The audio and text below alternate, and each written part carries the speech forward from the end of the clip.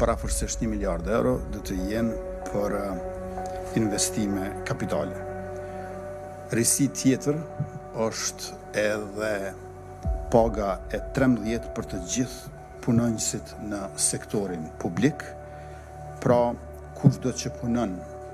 12 muaj në sektorin publik, me qeverinë tonë fund vitit do ta përfitoj edhe pagën e 13. Në një moment, Kryeqytetërisë së Kosovës, qeveria në detyrë ka miratuar një buxhet rekord prej 4 miliard eurosh për vitin 2026. Një hap që ngjalli debate të forta. Me pasiguri rreth miratimit të tij në kuvendin e ri, ky vendim u përball me kundërshtime të shumta nga partitë opozitare dhe shoqëritë civile, të cilët e konstituuan ligjshmërinë e veprimit, duke pohuar se një qeveri në detyrë nuk ka kompetenca për të propozuar një buxhet të tillë. Por pavarësisht këtyre polemikave, kryeministri në detyrë Albin Kurti thotë se ky buxhet, që sipas tij është i mirë, do të kalojë edhe në kuvend. Unë i thras logjikës dhe racionalitetit. Pra konsenzusi nënkupton logjik ku vlejnë aspektet universale të menduarit dhe në anën tjetër racionalitetit, ku ne bashkërisht shpresoj që do të mund të kemi një situatë ku në Kuvendin e Republikës, me qenë se kemi kuvend të konstituar, ky buxhet i rritur dhe i mirë do të kaloj në legjislaturën e 9, e cila tash e ka dhe shtëpinë e vet, Kuvendin e Republikës. Ferhat Çala, deputati i Partisë Demokratike të Kosovës, për ekspoze prodhimi Gazeta Blic, tha se partia e tij nuk ka vot për një buxhet të tillë. Pasi, siç thot ai, buxheti i vitit 2026 i propozuar nga qeveria në detyrë është në kundërshtim me kushtetutën. Qëndrimi i Partisë Demokratike është i qartë, ky nuk është buxhet legjitim dhe ne nuk pranojmë në asnjë formë që të shkelim kushtetutën dhe legjislacionin, për të cilën Partia Demokratike ka bërë shumë që të kemi një shtet demokratik, legjislativ, kushtetues dhe ne nuk mund dalim jashtë këtyre parimeve. Të gjitha orvatjet tjera bin ndesh me konceptin real kushtetues të Kosovës. Çala shtoi tutje se një propozim i tillë është lojë politike Albin Kurtit për të mashtruar qytetarët e Republikës së Kosovës.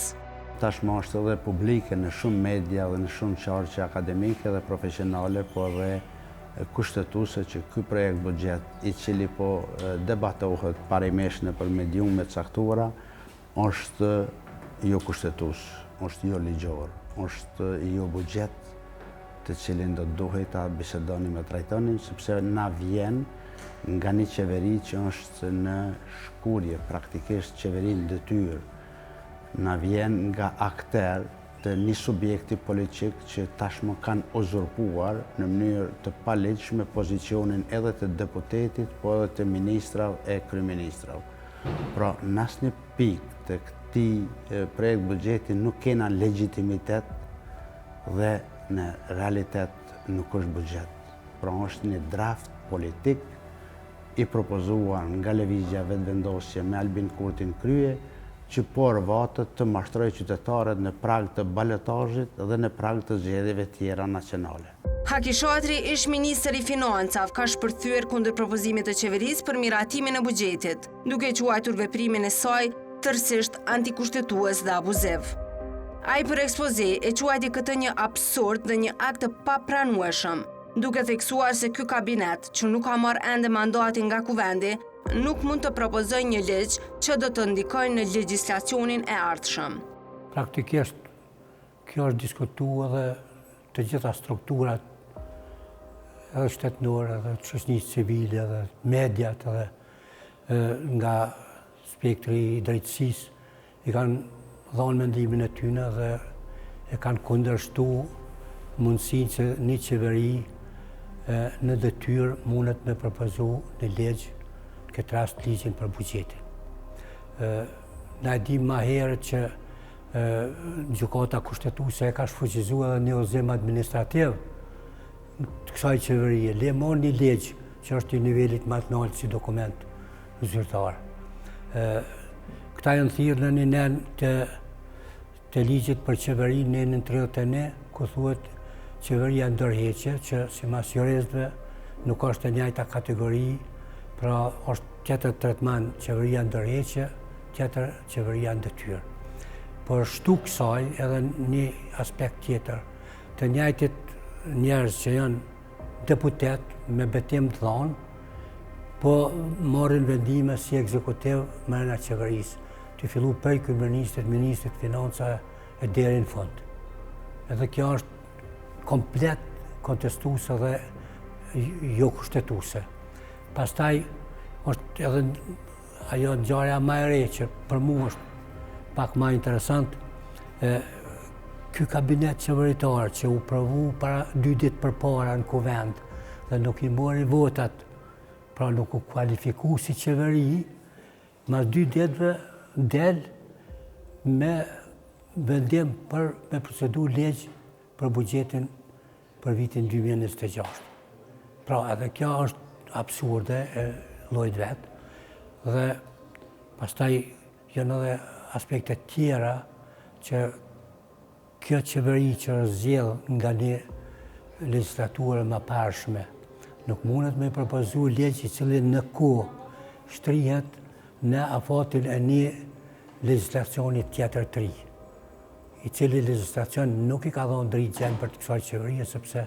nuk ja ka dhënë gjatë një votë të nevojshme për të vazhduar me mandatin. Lulzim Beqiri, eksperti ekonomist, shpreson që për shkak të situatës aktuale, buxheti të miratohet për të shmangur pasojat negative për qytetarët. Ai theksoi se nëse kuvendi konstituohet dhe grupet parlamentare arrin marrëveshje, ka mundësi që buxheti të miratohet deri më 31 dhjetor 2025 për të evituar një rrezik të madh për jetën e qytetarëve. Po sigurisht duke u bazuar edhe në ngutinë e përgatitjes buxhetit apo rreth 4 miliardë euro, mendoj që është i papërgatitur, po vije si rezultat i kërkesës apo afateve ligjore që janë përcaktuar me ligjet për menaxhimin e financave publike. Aktualisht mendoj që është i pazbatueshëm për faktin që tashmë veç kanë kaluar afatet që duhet të dërgohet kuvendit, mirë po shpresoj që të paktën të merret parasysh për shkak se situatës që jemi aktuale. Po sigurisht deri me 31 dhjetor 2025 këtë rast mund të miratohet buxheti nëse ka konstituim kuvendit apo grupeve parlamentare dhe të rrezikohet apo të hiqet nga një rrezikim i cili ndikon jashtëzakonisht keq në jetesën e qytetarëve. Sipas Ferhat Çajlës së PDK-s, qeveria e Kurtit gjatë 5 viteve sa ishte në pushtet nuk kishte interesuar as për pagë minimale e as për kategori tjera. E për këtë që po ndodh sot, deputeti i PDK-s shton se është mashtrim me qytetarët. Sigurisht që lëvizja vetëvendosjet vetëm në qëllim dhe parime ka mashtrimin qytetar me emër të buxhetit dhe në emër të atyre subvencioneve dhe kategorive caktuara që po mundohet t'i plasoj që do t'i trajtonte, e që në realitet për 5 vite rresht sa ka qenë në pushtet nuk i ka trajtuar as pagën minimale, as kategoritë dalën nga lufta, as studentët dhe as nuk ka planifikuar gjë reale. Unë besoj fuqishëm që buxheti do duhet miratohej pas formimit të një qeverie legale, kushtetuese, të cilën nuk e ka kuvendi i Kosovës, të cilën nuk e ka Kosova sot. Dhe buxheti do duhet të rishiqohej në tërësi nga instanca që do del pas zgjedhjeve parlamentare apo pas formimit të një qeverie çfarë do qoftë ajo. Kështu siç është, nuk është legjitim dhe nuk mund ta komentojmë. Domosdoshmërisht që Kosova ka shumë nevojë për një buxhet, për institucione kredibile, legjitime, të cilat do t'i ktheheshin punës, investimeve e jo demagogjisë propagandistike që realisht po na përcjell tash e 9 muaj. Ndërsa për Jakub Bellaçën, ky buxhet është i duhur, ku sipas tij rritja e pagës minimale, rritja e pensioneve duhet të përshëndeten, edhe pse ky vendim erdhi në prag të zgjedhjeve. E përshëndes sepse ka rritë, pse nuk është e mjaftueshme, edhe pse është kohë fushate, faktikisht mirë, po ky buxhet është i qytetarëve dhe për qytetarë. Mirë po kishte qenë më mirë më herët i kishë ngritë, sepse inflacioni për çdo ditë më shumë faktikisht duke ngritur, për shembull po të bëjmë një krahasim kurrikin e këtij viti 4.3% me vitin e kaluar. Kurrikin e vitit kaluar, pastaj gushti 4.5% me gushtin e vitit kaluar, shtatori me 4.7 me krahasim me shtatorin e vitit kaluar, faktikisht buxheti është, po mendoj inflacioni duke rritur jashtë normales. edhe në këtë rast duhet që të intervenoje, duhet merë masa që të frenojë të inflacionit edhe të merë instrumente tjera që të merë që të indekson të për inflacionin pagat qoftë sektorin privat, qoftë sektorin publik, qoftë të kategoritë pensionale, mirë po edhe sa i përket premtimit për se rrugën apo pagën e 13 për sektorin publik, kjo është më shumë se 12 muaj për vitin e ardhshëm, mirë po ka qenë dashur me fuqi me njëherë, unë kisha sugjeru me njëherë me fuqi kur kanë ndodhur rritja për pensionerët edhe me ndodhur ajo, mirë po unë në këtë rast do duhet që faktikisht edhe shërbes civil, dhe me thënë që 84.000 shërbes civil, faktikisht do duhet që të rritë paga, sepse inflacioni edhe ngritja e çmimeve për çdo ditë më shumë është duke dobësuar fuqinë blerëse, ndërsa pagat nuk mund me ndjek faktikisht edhe inflacioni edhe ngritjen e çmimeve. Në këtë rast do duhet pas ngritje dhe do duhet të ketë ngritje për shërbes civil, sepse administrata faktikisht publike dhe sektori publik faktikisht është duke mbajtur shtetin dhe këto mjete, qoftë dogane, qoftë administratat atimore, domethënë direkt që kontribuojnë në rritjen e buxhetit apo në grumbullimin e mjetet në arkën e shtetit, qoftë sektorët tjerë në mënyrë indirekte, si punëtorët e arsimit, shëndetësisë, policisë, ushtrisë, gjitha administrata publike, se faktikisht që një vit pa një mënyre pa formimin e institucionet që ndrohet kuvendit edhe qeverisë, faktikisht administrata publike ka mbajt jetën ekonomike edhe institucionale, mirë po këtë raste do duhet që të stimulojë financiarisht apo materialisht në mënyrë që ketë edhe stimulim moral. Gjithashtu sektorit privat do duhet të mbështetet më shumë, sepse sektori privat është arterja dhe motori i zhvillimit ekonomik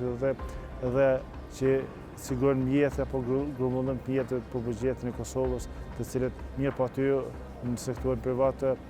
faktikisht me miratimin e pagës minimale, edhe pse me vonesë më mirë është me vonesë sa fare heq, mirë po ka qenë dashur më herët jo 2 muaj para fushatës, s'paku ka qenë dashur fillim vitit për shembull, sepse paga minimale ka qenë më ulët në rajon 350 asnjë shtet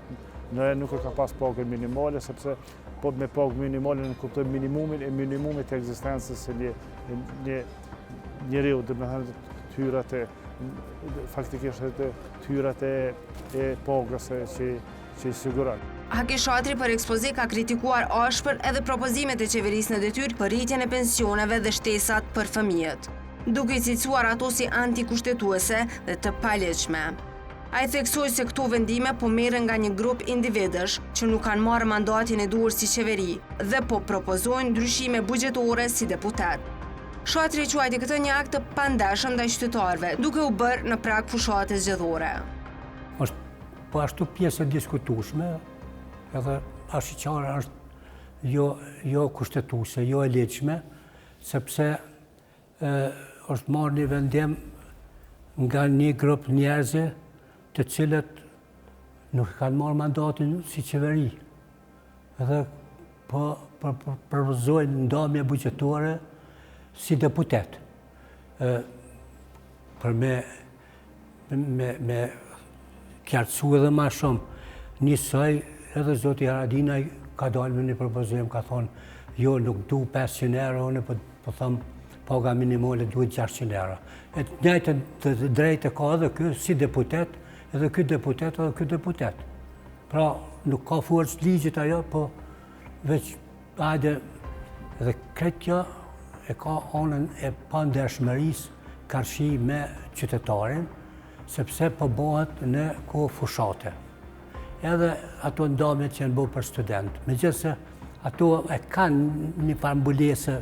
ligjore mundën me pas, sepse nga buxheti i vitit 2025, për çka që qeveria po t'ishte ose ndërheqje ose e rregullt, pa problem mundet me nda dhe ka nevojë, pse jo, por është bërë në një kohë kur i vjen era vetëm keqpërdorim i paras publike për interesa grupore, për interesat partisë pushtet. Njëjtë është edhe propozimi për pagën e 13. Neni 31 i buxhetit propozuar nga qeveria, këtë rast qeveria në detyrë, thotë që paguhet paga 13. Këtu është bo edhe një mashtrim, një lajk për zgjedhësit, sepse nuk është potencu që kjo paga 13, që është propozu ligjin për bugjetin për vitin 2026, mund t'jipet në fund vitit 2026. Kurse njerëzit e kanë kuptu, shumica e shërbizve civil që nuk kanë qasje, nuk kanë mënyrë që është me artë e dokumenti, nuk kanë dhe dijen ashtit mjaftueshme për me lexu këto dokumente, ata janë të shpresu që me 31 dhjetor kanë me marrë 2 paga për njerë. Sipas asaj që unë e kom lexu në 31 i qëti ligjit propozum, në qëtë mënyrë që është propozu, fletë që në fund vitit, nëse organizatat bugjetore kanë një tepric, një kursim për mjetëve që janë të alokume në atë organizatë bugjetore, mund, nëse nuk të i kalohen disa limitet caktume, mund të mirët edhe paga 13. Që nënkupton në fund vitit arshëm, fund vitit 2026, sipas këtij ligjit propozum, nëse kalon, nëse nuk të ndaj pengesë, që sigurisht ka më pas, kjo mund më realizu në dhjetorin e vitit tjetër. Është një mashtrim tjetër ordiner, kurse pensionet po ashtu që kanë marrë vendim me rrit prej nëndorit e tutje, nuk është e qartë, absolutisht nuk është e qartë, prej ku i kanë marrë ato mjete edhe i kanë ridestinu për paga dhe pensionet. Lulzim Beqiri, ekonomist, ka komentuar rritjen e pensioneve dhe shtesat për fëmijët, duke cilësuar këtë masë si të nevojshme përballë çmimeve të larta që po përjetojnë qytetarët. Megjithatë, ai e ka quajtur këtë veprim si një hap të papërshtatshëm për t'u bërë në prag të fushatës zgjedhore, duke theksuar se është bërë më shumë për të krijuar një përshtypje pozitive tek qytetarët sesa për t'i ndihmuar ata realisht. Patjetër është kërkuar para fushat, sigurisht, me qenë se është e mirë sa orë, për faktin që qytetarët e Republikës Kosovës po ballavaçohen me çmime jashtëzakonisht larta aktualisht dhe nuk ka ndonjë vendim ose veprim të qeverisë i cila do të ndihmonte këto kategori. Prandaj, me qenë se janë të mirë sa orë, po vinë në një kohë e cila lën shije të keqe për qytetarët e Republikës Kosovës dhe mendoj se nuk do duhet viken të paktën në këtë situatë ose të pritet edhe një 10 ditë sa të përfundon baletazhi dhe të ofrohet qytetarëve të Kosovës një përkujdes si tillë. Sipas njohusit të ekonomisë, partitë politike nuk duhet ta politizojnë buxhetin, por duhet ta miratojnë. Unë vlerësoj se në aspekti ekonomik ka kriju pasoja ekonomike, sepse Kosova ka humbur me qindra milionerë, faktikisht, për shkak se edhe pak investitorë të cilët janë në Kosovë, faktikisht edhe investitorët e rinj nuk kanë ardhur në Kosovë për shkak se nuk ka siguri institucionale, nuk sundon ligje dhe rendi, për shkak ka kriju një panoramë negative për Kosovën, momentin me një shoqëri, me një shtet ku nuk siguron sundon ligje dhe rande, faktikisht edhe investitorët e huaj hezitojnë që të investojnë, për arsye sepse këtu s'ka stabilitet politik. Stabiliteti politik krijon edhe stabilitet jo ekonomik, edhe në këtë rast ka ndikuar në aspektin ekonomik. Mirë po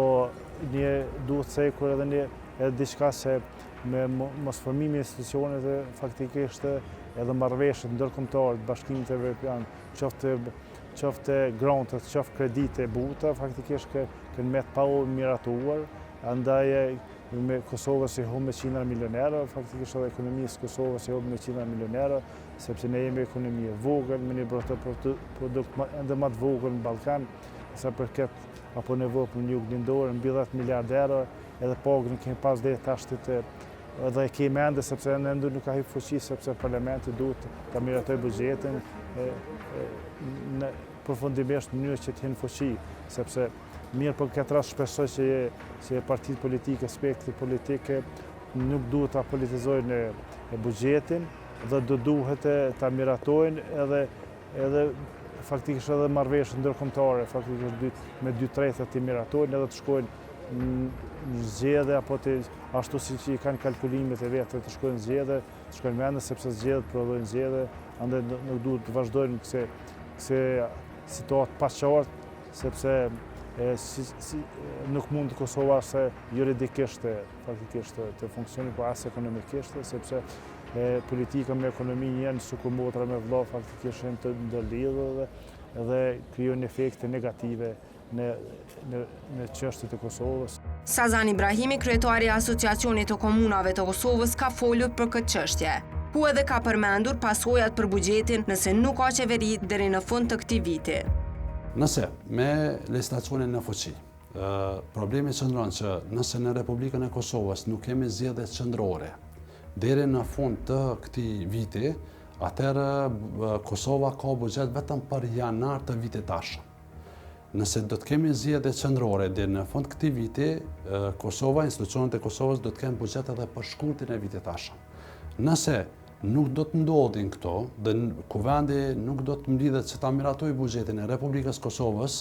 në këto soaza ligjore, atëherë shteti i Kosovës do të jetë në kollaps financiar duke filluar nga 1 marsi i vitit tashëm. Do të thonë, s'ka mundësi që t'i paguajë shërbimet publik, nuk ka mundësi që të bëj pagesa për pensionerët, nuk ka mundësi që të ofrojë asistencë sociale ndaj personave me nevoja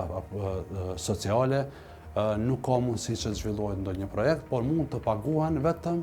këstet e kredive apo borxheve që Kosova ka ndaj institucioneve ndërkombëtare.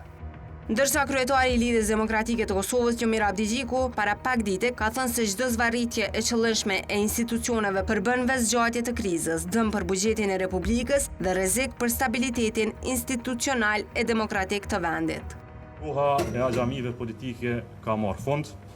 nuk fitohen më betejë në Kosovë me politika të tilla primitive, kalkulime. Politikave të tilla duhet dhe do t'i dalim ballë. Populizmit duhet t'i dilet në balë edhe t'i thuhet siç është, çmenduri e kohës pa ndonjë efekt të vëmendshëm nacional. LDK e konsideron se çdo ditë e humbur, lojrat të tilla politike, çdo zvarritje qëllimshme për 1 orë, jo për 1 ditë, jo për 15 ditë, për çdo zvarritje të tillë e qëllimshme institucioneve përbën vetë zgjatje të krizës. Dëm për buxhetin e Republikës dhe rrezik për stabilitetin institucional demokratik të vendit. Nuk mundesh në një anë të kërkosh ndihmë për popullin, e në anën tjetër me qëllim të thellosh krizën që sjell fatin jo të mirë për këtë popull. Pra, buxheti për vitin 2026 ka shkaktuar tensione të forta në Kosovë, duke nxjerrë në pa përplasjet politike dhe ligjore. Qeveria në detyrë mbrojti miratimin e saj, por opozita e quajti të papërshtatshëm dhe antikushtetues, duke konsideruar si një manovër politike për të fituar mbështetje para zgjedhjeve. Se çka do të ndodhë mbetet të shihet.